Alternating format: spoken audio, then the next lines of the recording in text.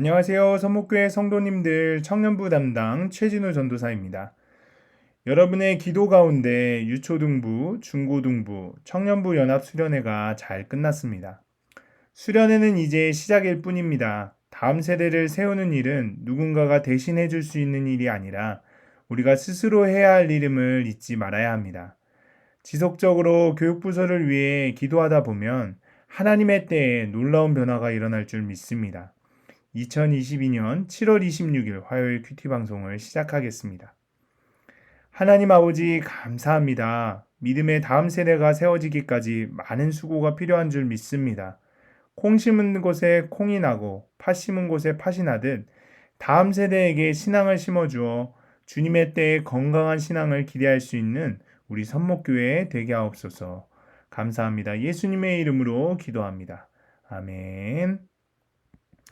네, 오늘 하나님께서 우리에게 주신 말씀은 출애굽기 5장 1절에서 21절까지의 말씀입니다. 그 후에 모세와 아론이 바로에게 가서 이르되 이스라엘의 하나님 여호와께서 이렇게 말씀하시기를 내 백성을 보내라. 그러면 그들이 광야에서 내 앞에 절기를 지킬 것이니라 하셨나이다. 바로가 이르되 여호와가 누구이기에 내가 그의 목소리를 듣고 이스라엘을 보내겠느냐? 나는 여호와를 알지 못하니 이스라엘을 보내지 아니하리라. 그들이 이르되 히브리인의 하나님이 우리에게 나타나셨은즉 우리가 광야로 사흘길쯤 가서 우리 하나님 여호와께 제사를 드리려 하오니 가도록 허락하소서. 여호와께서 전염병이나 칼로 우리를 치실까 두려워하나이다. 애굽 왕이 그들에게 이르되 모세와 아로나라 너희가 어찌하여 백성의 노역을 쉬게 하려느냐 가서 너희의 노역이나 하라. 바로가 또 이르되 이제 이 땅에 백성이 많아졌거늘 너희가 그들로 노역을 쉬게 하는도다 하고 바로가 그날에 백성의 감독들과 기록원들에게 명령하여 이르되 너희는 백성에게 다시는 벽돌에 쓸 짚을 전과 같이 주지 말고 그들이 가서 스스로 짚을 줍게 하라. 또 그들이 전에 만든 벽돌 수요대로 그들에게 만들게 하고 감하지 말라. 그들이 게으름으로 소리질러 이르기를 우리가 가서 우리 하나님께 제사를 드리자 하나니 그 사람들의 노동을 무겁게 함으로 수고롭게 하여 그들로 거짓말을 듣지 않게 하라.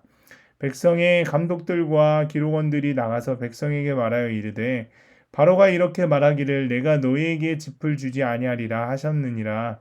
백성이 애굽 온 땅에 흩어져 곡초 그루터기를 거두어다가 짚을 대신하니 감독들이 그들을 독촉하여 이르되 너희는 짚이 있을 때와 같이 그 날의 일을 그날에 마치라 하며 바로의 감독들이 자기들이 세운 바 이스라엘 자손의 기록원들이 때리며 이르되 너희가 어찌하여 어제와 오늘에 만드는 벽돌의 수요를 전과 같이 채우지 아니하였느냐 하니라. 이스라엘 자손의 기록원들이 가서 바로에게 호소하여 이르되 왕은 어찌하여 당신의 종들에게 이같이 하시나이까 당신의 종들에게 짚을 주지 아니하고 그들이 우리에게 벽들을 만들라 하나이다. 당신의 종들이 매를 맞사오니 이는 당신의 백성의 죄니이다. 바로가 이르되 너희가 게으르다 게으르다. 그러므로 너희가 이르기를 우리가 가서 여호와께 제사를 드리자 하는도다. 이제 가서 일하라. 짚은 너에게 주지 않을지라도 벽돌은 너희가 수량대로 바칠지니라.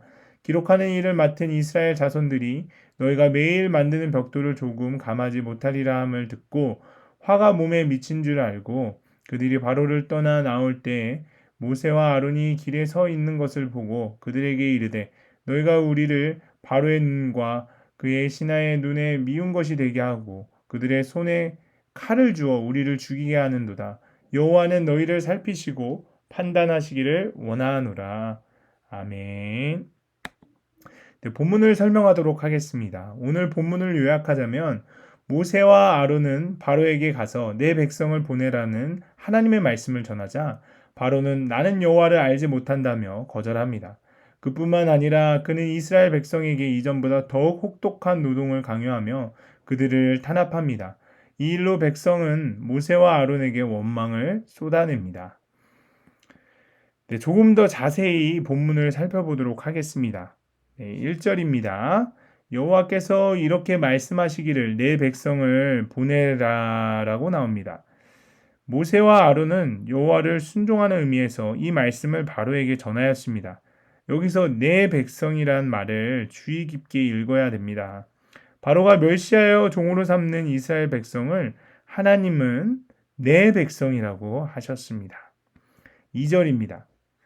여기 바로의 말은 극히 교만합니다. 첫째는 하나님을 무시함이고 둘째는 이스라엘 민족을 자기의 노예로 메어 두려고 합니다. 그러나 하나님의 능력은 이런 교만한 폭군도 제재하시고 그의 백성을 구원하실 수 있으십니다.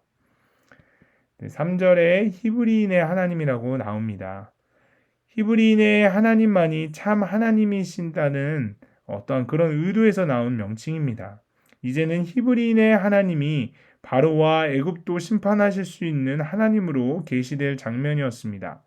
모세와 아론의 입을 주장하시는 하나님께서는 이렇게 도전적으로 바로를 대하셨습니다. 4절에서 5절입니다.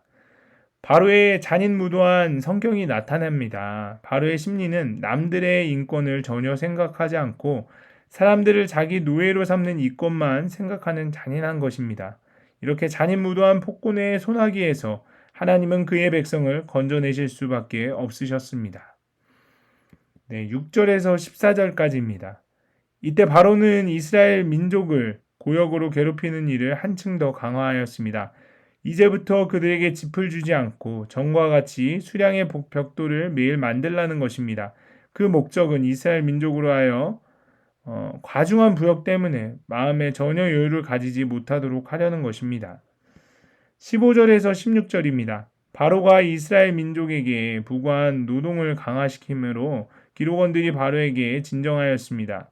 기록원들은 이스라엘 백성 중에서 선발되어 이를 감독하던 자들을 말합니다. 17절에서 18절입니다. 바로의 분노가 표출되었습니다. 그는 이스라엘 기록원들에게 게으르다 게으르다라고 하였습니다. 그 말은 진정하러 들어왔던 이스라엘 기록원들에 대한 극단적인 냉담이었습니다. 바로의 철면피적인 압제행위가 본장에 여러 차례 나옵니다. 성령님이 이런 말씀을 보여주신 목적은 하나님의 구원 능력이 바로의 완강함을 이기고도 남는다는 것입니다. 그리고 마지막으로 19절에서 21절입니다. 바로를 만났지만 냉대를 받은 이스라엘 기록원들은 모세와 아론을 원망하였습니다. 성난 바로 때문에 이스라엘에게 화가 미칠 것을 예측했기 때문입니다. 다시 말하면 모세와 아론이 바로에게 한 요청이 화근이 되어 이스라엘 민족에게 더 큰 고통이 임할 것이라고 추측한 것입니다. 그들의 행동은 신앙 없는 증거였습니다.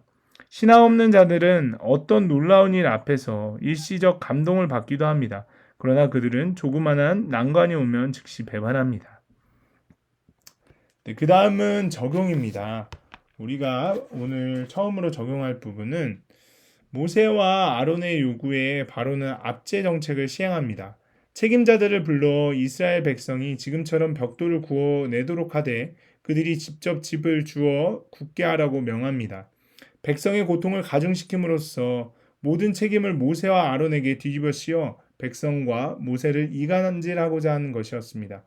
내가 하나님을 섬기려고 결정하는 순간 세상은 모든 힘을 모아 이를 저지하려고 합니다. 신앙을 지키려고 힘들게 싸우는 것보다 애굽의 노예로 사는 것이 더 편하다고 생각하도록 합니다. 또 하나님의 약속을 거짓말처럼 느끼게 하여 결국 신앙을 포기하게 합니다.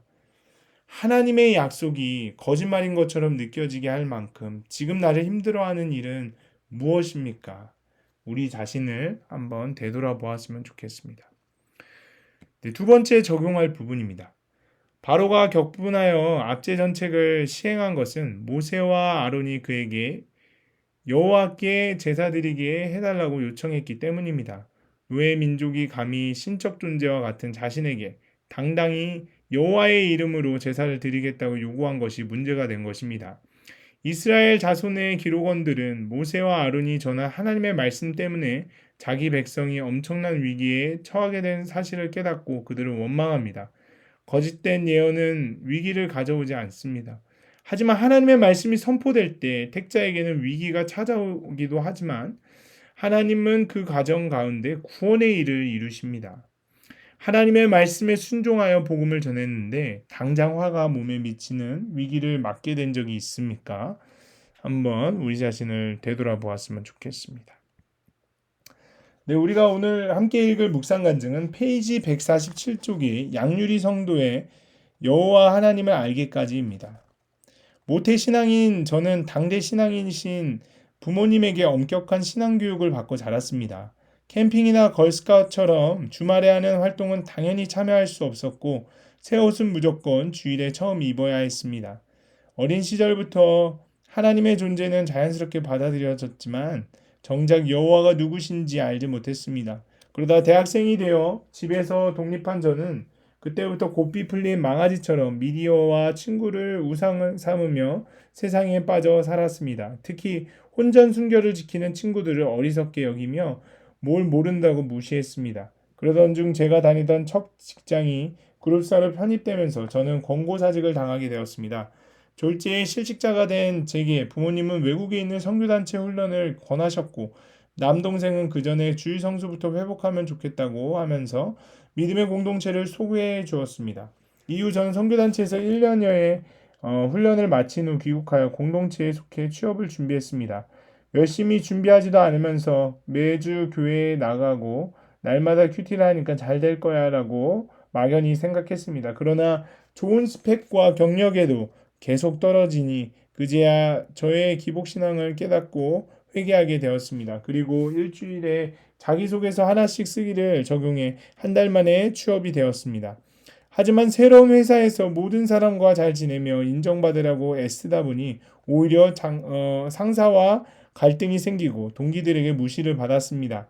그러자 저는 모세와 아론을 원망하는 이스라엘 백성처럼 하나님께 신세한탄을 하며 불평했습니다. 그런데 이렇게 공고한 시간이 계속되자 제가 얼마나 질서에 순종이 안 되고 교만한 자인지를 깨닫게 되었습니다. 무엇보다 나를 무시하는 동기를 보며 나 또한 가족과 믿는 친구들을 무시한 죄인임이 인정되어 회개가 나왔습니다. 그동안 저는 말씀대로 순종하는 것이 세상에서는 통하지 않을 뿐더러 그렇게 살다가는 평생 사람들에게 무시당하리라 생각했습니다. 그런데 주님은 이렇게 믿음 없는 저를 말씀과 공동체를 통해 설득하시며 고난 가운데 여호와 하나님을 알아가게 하셨습니다. 세상에서 이기는 것보다 주님을 닮아가는 것이 거룩이고 참 행복임을 고백하게 하신 하나님께 감사드립니다라고 하시면서 이렇게 적용하셨습니다. 여호와 하나님을 알기까지 저를 참고 인내해준 가족에게 제 간증이 실린 큐티인을 선물하겠습니다.